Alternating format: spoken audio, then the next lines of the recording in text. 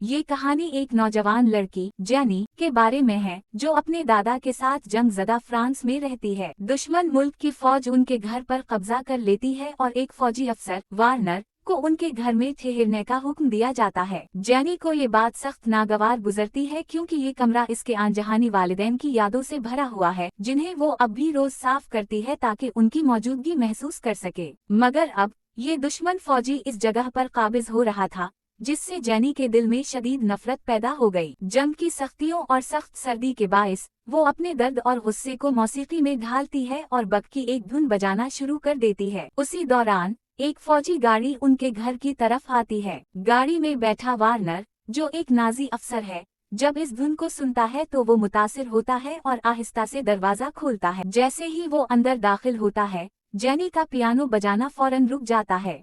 इसकी आंखों में खौफ और गुस्सा झलकने लगता है और वो खामोशी को अपना हथियार बना लेती है। वार्नर आम नाजी फौजियों की तरह नहीं था। वो मुहज्जब, नरम लहजे वाला और फ्रांसीसी जबान पर उबूर रखता था। वो जेनी और इसके दादा को यकीन दिलाता है कि वो उनकी जिंदगी में मदाखलत नहीं करना चाहता बल्कि सिर्फ अपने हुक्म की तमील कर रहा है। लेकिन जेनी और इसका दादा खामोशी से इसकी बात सुनते हैं। उनके दिल में इसके लिए कोई जगह नहीं थी। बाद में जब वार्नर जेनी को इसके वालिदैन के कमरे में ले जाता है वो उस जगह को पसंदीदगी से देखता है मगर जेनी सख्त गुस्से में दरवाजा उसके मुंह पर बंद कर देती है।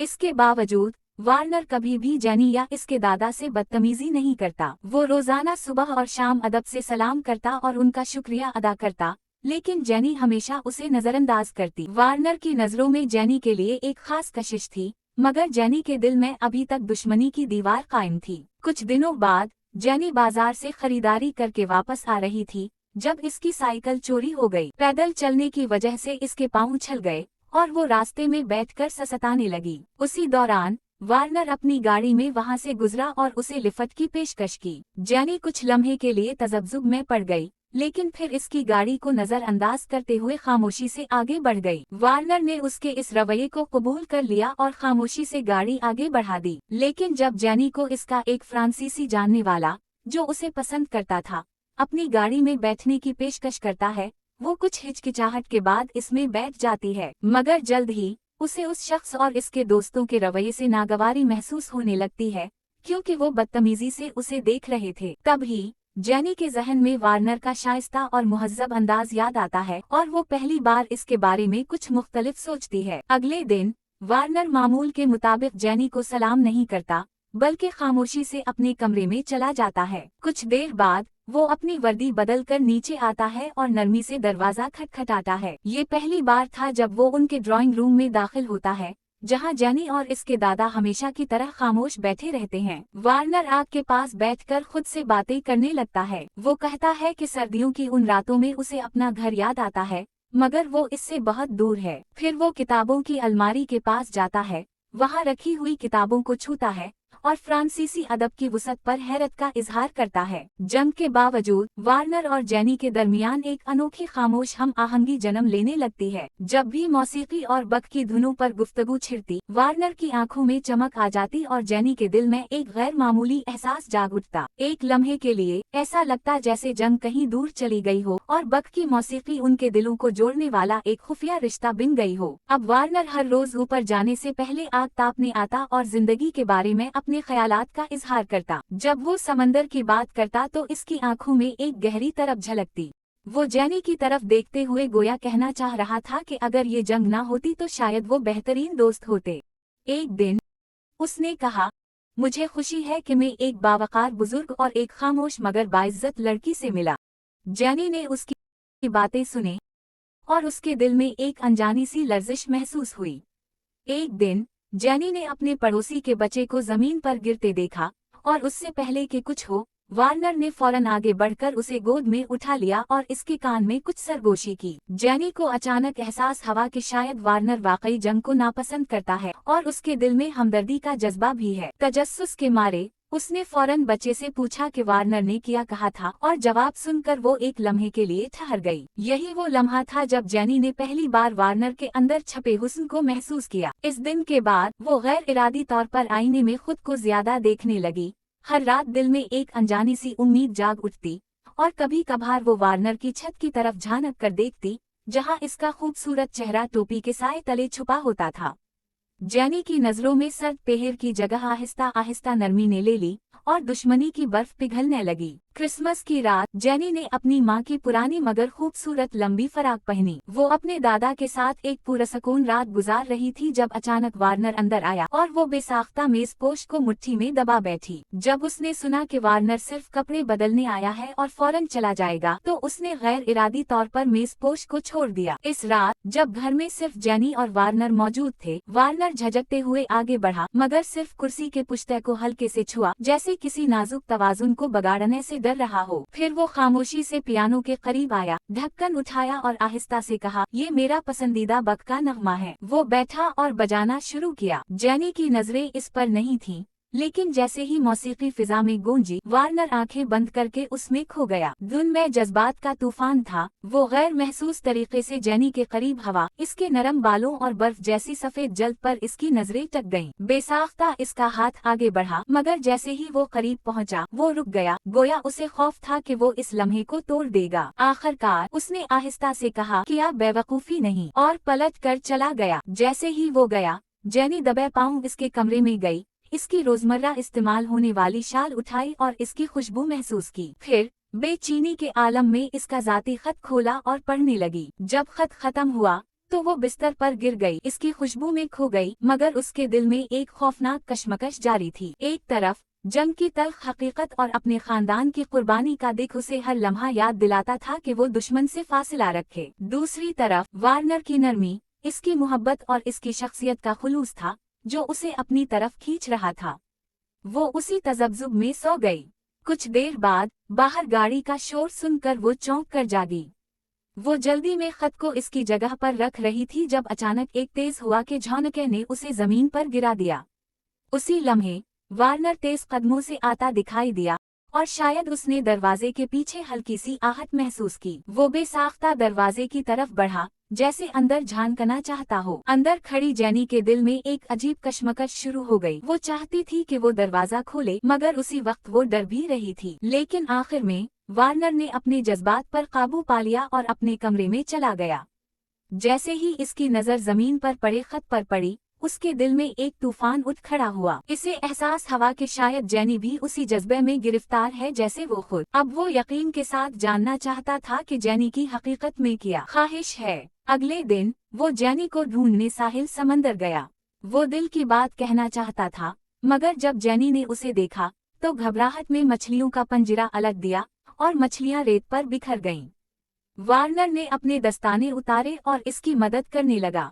दोनों इतने करीब थे कि उनके हाथ बार बार जमीन पर मिलते, मगर हर बार जैसे किस्मत इन्हें छूने से रोक देती।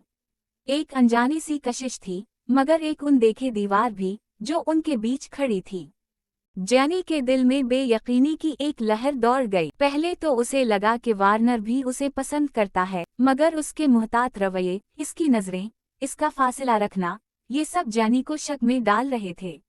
क्या वो वाकई इसके लिए कुछ महसूस करता है, या फिर ये सब महज इसकी गलत फहमी थी। जैनी जानती थी कि वार्नर का मानना था कि फ्रांस के लोगों को भी इज्जत दी जानी चाहिए, मगर इसका ये अकीदा जर्मन फौज की सोच से मुतसादिम था। शायद यही वजह थी कि जैनी इसकी नरमी और इसके अंदर के खुलूस को और ज्यादा सराहने लगी थी। लेकिन फिर एक रात जैनी ने कुछ ऐसा देख लिया जो इसकी दुनिया हिला देने के लिए काफी था।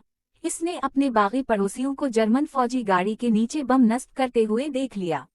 ये खौफनाक इंकिशाफ उसे लर्जा गया। वो फौरन भागकर वार्नर को खबरदार करना चाहती थी, मगर जैसे ही वो इसके दरवाजे के सामने पहुंची, इसके कदम थम गए। एक तरफ इसका फर्ज था, इसका मुल्क, इसकी आज़ादी और दुश्मन के खिलाफ जंग। दूसरी तरफ वो शख्स था जो उसके दिल के करीब आ चुका था, जिसकी जिंदगी खतरे में थी। वो गहरी सांसें लेकर खुद को पुरसुकून करने की कोशिश करती रही, मगर इस रात नींद इसकी आंखों से कोसों दूर रही। सुबह के वक्त जब उसने दो जर्मन अफसरान को इस गाड़ी की तरफ जाते देखा, तो उसके दिल की धड़कन बेतहाशा तेज हो गई। इसकी आंखें हैरत से फैल गईं और उसके दिल में सिर्फ एक दुआ थी, खुदा करे वार्नर इस गाड़ी में ना बैठे। इस लम्हे इसके अंदर का तूफान शिद्दत इख्तियार कर गया। कौम और मोहब्बत, उसे एक को चुनना था। यकदम उसने सब कुछ भला दिया और भागती हुई पियानो के पास पहुंची। इसकी उंगलियां बेखुदी में कीज पर दौड़ने लगें, बख की वही धुन बजाने लगें जो हमेशा वार्नर को अपनी तरफ मुतवज्जह कर लिया करती थी। मगर आज इसके मौसीकी में एक बेकरारी, एक घबराहट थी। वार्नर पहले ही दरवाजे की तरफ कदम बढ़ा चुका था, मगर जैसे ही उसने वो बेतरतीब धुन सुनी, वो ठटक गया। ये वही बख की मौसीकी थी, मगर ये किसी वार्निंग की तरह बज रही थी। वो तेजी से पियानो के करीब आया, और जैसे ही उसने जेनी की आंखों में झांका, वो इसके अंदर के खौफ को पढ़ने में कामयाब हो गया। इसकी आंखें खौफजदा थीं, इसके लब हिल रहे थे, मगर वो कुछ कह नहीं पा रही थी। वार्नर ने उसकी आंखों से पूछना चाहा कि वो क्या कहना चाहती है, मगर फिर बाहर जोरदार धमाका हुआ। जेनी ने पहले एक हल्की सी सांस खारिज की, जैसे इसका बोझ कुछ कम हुआ हो, मगर फौरन ही इसके दिल में एक और धड़का लगा, क्या वार्नर के साथ ही बच पाए। वार्नर तेजी से बाहर भागा और जेनी भी इसके पीछे लपकी। मगर बहुत देर हो चुकी थी, 2 जर्मन फौजी इस धमाके में मारे जा चुके थे।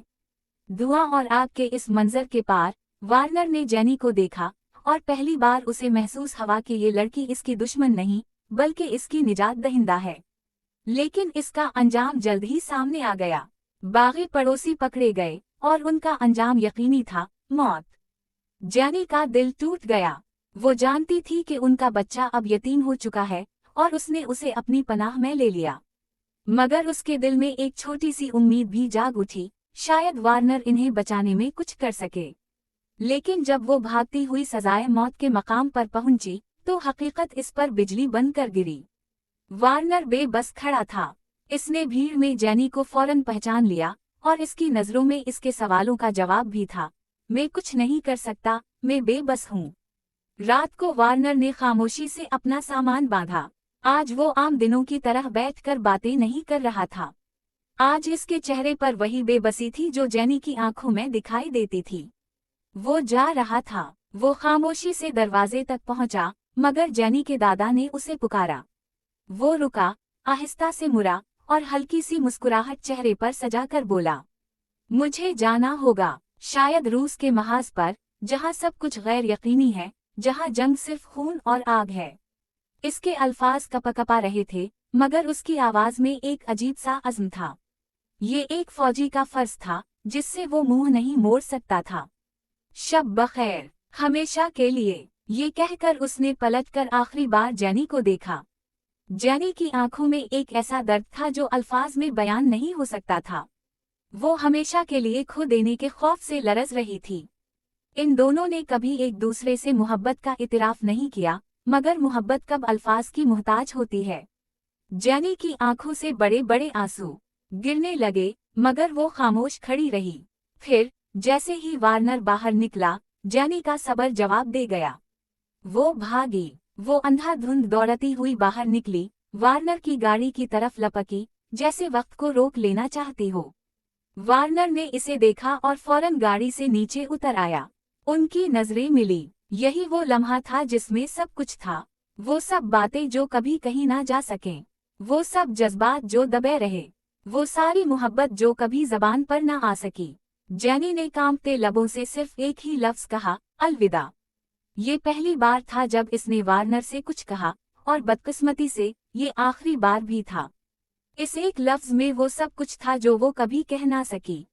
मैंने हमेशा तुम्हें पसंद किया, मगर मेरे मुल्क का एहतराम मेरी मोहब्बत से बड़ा था। मगर मैंने तुम्हें कभी हकीर नहीं जाना, मेरी नजरें हमेशा तुम्हारी तरफ थीं। मैंने तुम्हें हमेशा चाहा, मगर खामोशी से। मैं तुम्हारी हिफाजत चाहती थी, मगर कर नहीं सकी। मेरी मोहब्बत समंदर की तरह गहरी है, खामोश, मगर हर जगह मौजूद। और इसके साथ ही वार्नर ने पलटकर आखिरी बार उसे देखा, और फिर गाड़ी में बैठकर हमेशा के लिए चला गया। ये मोहब्बत कभी ना कही जा सकी, मगर हमेशा के लिए अमर हो गई।